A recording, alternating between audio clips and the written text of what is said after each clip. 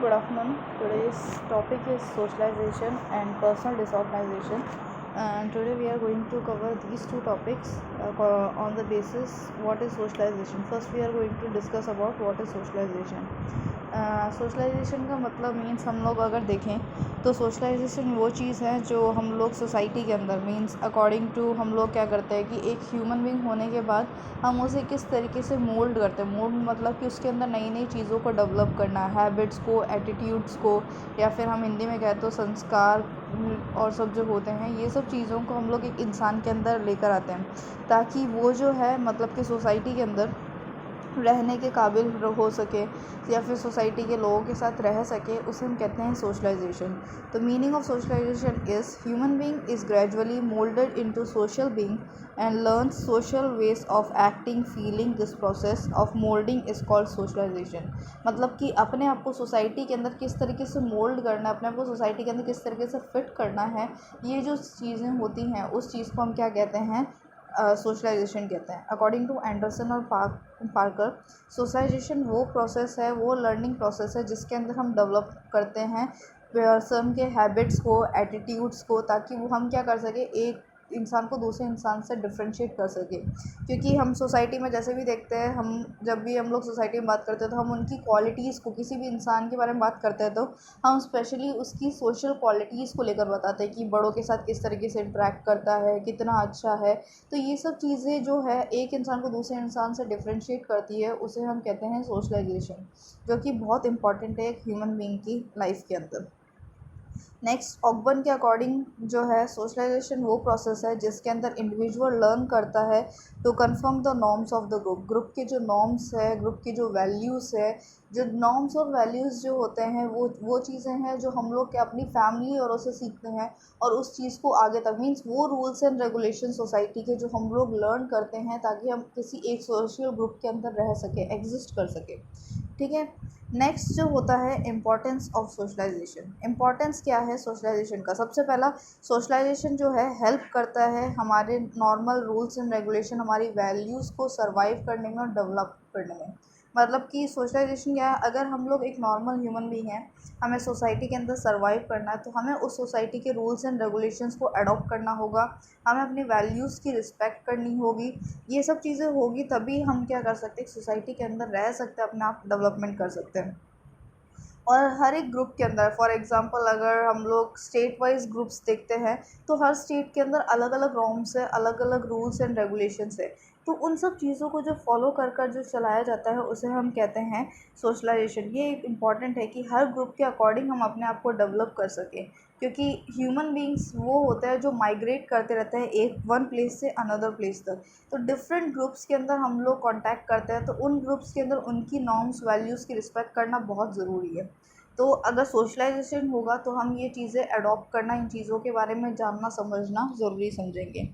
Socialisation process जो होता है, जो सर्व करता है providing normal skills and knowledge है हमारी सोसाइटी के, हम सोसाइटी के अंदर किस तरीके से हमें फंक्शन करना है, हमें किस तरीके से वर्क करना है, इन सब चीज़ों के लिए भी हेल्प करता है।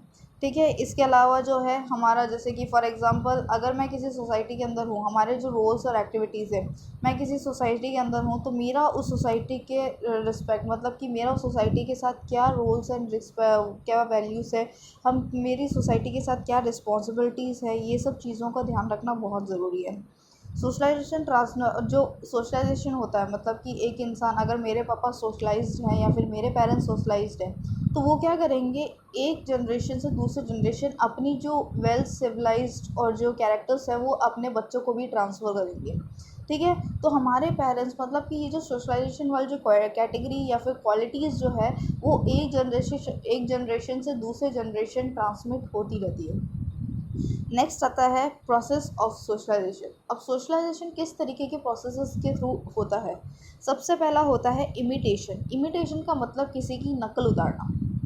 ठीक है। तो सोशलाइजेशन, इमिटेशन का मतलब ये नहीं कि आप लोगों का नकल उतार कर मजाक बना रहे, वैसे नो।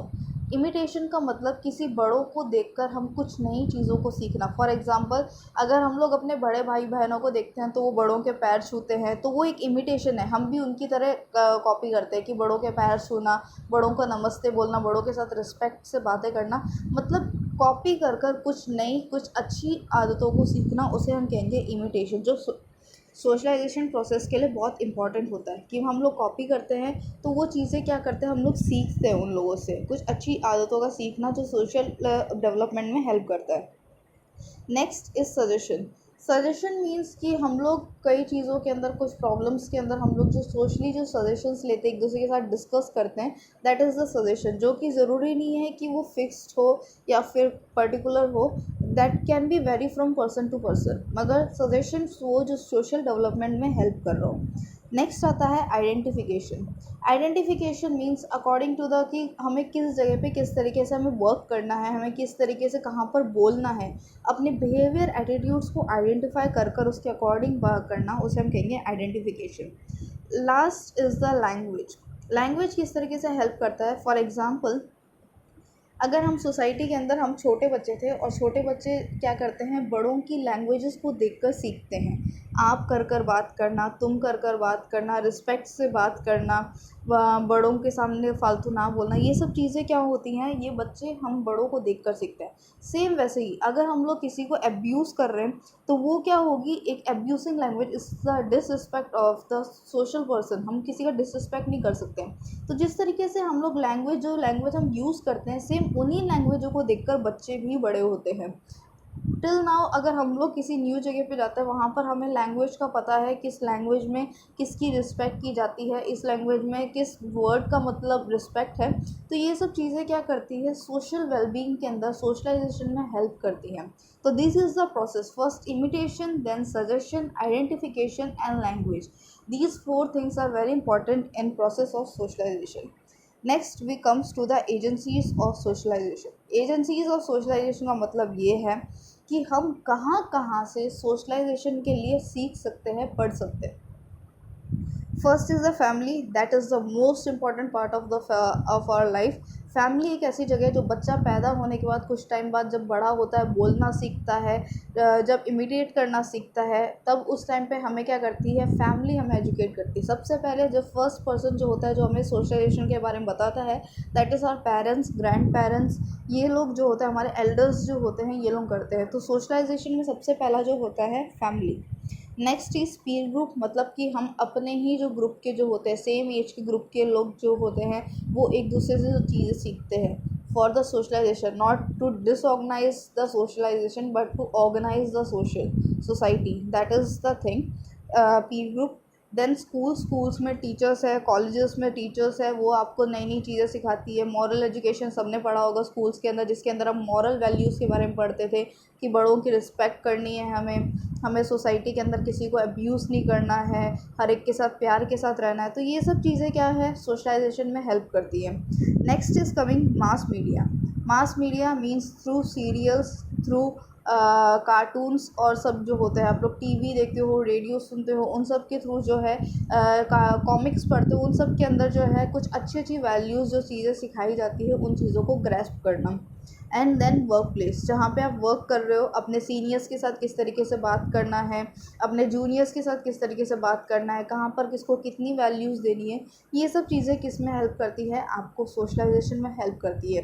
इन एरियाज़ के अंदर, ये वो एरियाज़ है जहाँ पर आप बहुत सी न्यू चीज़ों को सीखते हो और किस तरीके से आपको बिहेव करना है, आपका एटीट्यूड किस तरीके से होना चाहिए, ये सिखाया जाता है।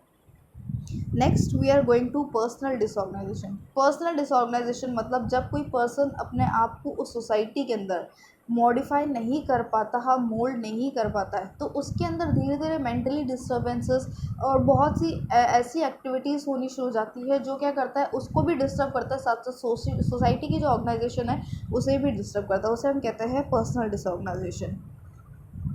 Next we are going to discuss the causes of personal organisation.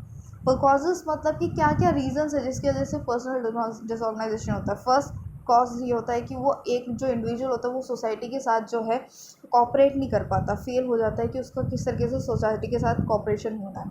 Next जो होता है, मैन का डिज़ायर हैव इंक्रीज्ड, मतलब कि हर मॉडर्न सोसाइटी के अंदर डे टू डे लाइफ में ऐसी ऐसी चीज़ें, ऐसी ऐसी टेक्नोलॉजीज़ निकल रही है जिसको लेकर जो है यूथ्स बहुत ज़्यादा वो होता है, अट्रैक्ट होते हैं maximally youths.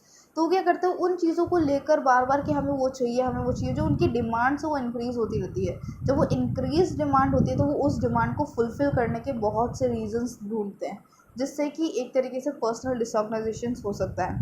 Rapid change in the society, new idea standard ones one are still ones, मतलब कि हम लोग जो सोसाइटीज़ के अंदर है, अब हम 20th सेंचुरीज़ में रहते हैं तो हम लोग 19 की जो थिंकिंग है उसके हिसाब से हम लोग 21st सेंचुरी के लोग नहीं चल सकते, करेक्ट। तो वो जो रैपिड चेंज हो रहा है थिंकिंग के साथ साथ, वो क्या करता है कि सोसाइटी के अंदर, सोसाइटी में चेंजेस लाना बहुत मुश्किल है। रैपिड चेंज अगर इंडिविजुअल में 21st सेंचुरीज़ में हो रहा है तो इसका मतलब ये नहीं कि हर सोसाइटी उस चीज़ को एक्सेप्ट कर सके, क्योंकि वो क्या होता है, हमारे जो ग्रैंड पेरेंट्स हैं वो अपनी थिंकिंग के साथ अभी भी है, ठीक है। तो हम उन चीज़ों को रैपिडली चेंज नहीं कर सकते, उन चीज़ों में टाइम लगता है। तो ये सब चीज़ें क्या करती है, एक तरीके से पर्सनल ऑर्गेनाइजेशंस का डिसऑर्गेनाइजेशंस क्रिएट करने में हेल्प कर जाती है। इसके अलावा और भी बहुत सी चीज़ें हैं, जैसे कि लैक ऑफ पर्सनल रिसोर्सेज, कि सबके पास गाड़ी है मेरे पास गाड़ी नहीं है, सबके पास घर है मेरे पास घर नहीं है, ऐसी चीज़ें। Mental deficiency means mentally ill patients हो सकते हैं, न्यूरोसिस साइकोसिस टाइप के जो पेशेंट्स होते हैं वो सब हो सकते हैं, या फिर मेंटली डिस्टर्ब्ड होते हैं, डिप्रेशंस में जो लोग हैं, ये सब चीज़ें, ये इन सबको पर्सनल डिसऑर्गनाइजेशंस होने के चांसेस रहते हैं। Conflict of personal attitude and social norms, society के हर चीज़ों के अंदर नहीं बैठ रहा, लोग कुछ ना कुछ बोल रहे हैं, ये सब चीज़ें पर्सनल डिसऑर्गनाइजेशन में का बहुत बड़ा रीज़न है। conflict, social crisis, these all are the main reasons for the personal disorganization. Then forms of personal disorganisation. अब जब पर्सनल डिसऑर्गनाइजेशन हो गया तो हम लोग कैसे देख सकते हैं कि उस पर्सन के अंदर पर्सनल डिसऑर्गनाइजेशंस थे, तो वो डिफरेंट फॉर्म्स लेते हैं, लाइक क्राइम्स, सोसाइटी के अंदर गलत चीज़ों को करना, ये सब चीज़ें। तो ये सब चीज़ें जो होती है ये क्रॉस करती है। For example juvenile crime, delinquency crime, drinking, mental deficiency, insanity, suicide, prostitution, ये सारे जो है is the result of the personal disorganisation, क्योंकि लोग अपनी नीड्स को, अपने आप को रिलैक्स फील करवाने के लिए बहुत से ऐसे सोर्सेज ढूंढते हैं जो उन्हें डिस्टर्ब कर सकते हैं, और सोसाइटी को, उनकी जो नॉर्मल पर्सनल वेलबींग है उसको और सोसाइटी को, दोनों को डिस्टर्ब कर सकते हैं। This is till now this is the topic and I have discussed about it. Thank you.